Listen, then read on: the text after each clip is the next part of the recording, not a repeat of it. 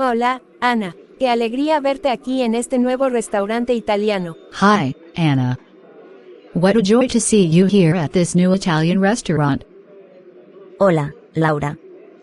Sí. Finalmente llegó el sábado.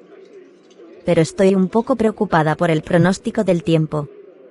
Dicen que podría llover hoy. Hello, Maria. Yes, Saturday has finally arrived. But I'm a bit worried about the weather forecast. They say it might rain today. Sí, lo vi también. Esperemos que el clima se mantenga a nuestro favor. Realmente estaba emocionada por probar este lugar. Yes, I saw that too. Let's hope the weather stays in our favor. I was really looking forward to trying this place. Yo también, he escuchado muchas cosas buenas sobre su comida. ¿Tienes alguna recomendación en el menú? Me too. I've heard so many good things about their food. Do you have any recommendations on the menu? Bueno, he oído que su pizza de champiñones es asombrosa.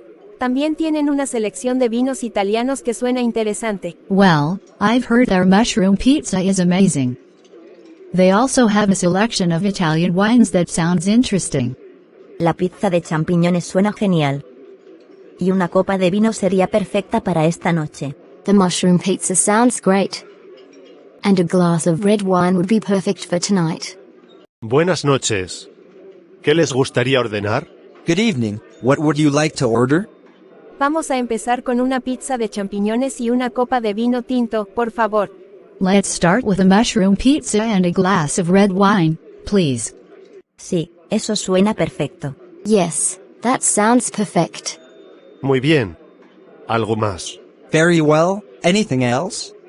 Sí, también quisiera una ensalada caprese para comenzar. Yes, I'd also like a caprese salad to start. Buena elección, Laura.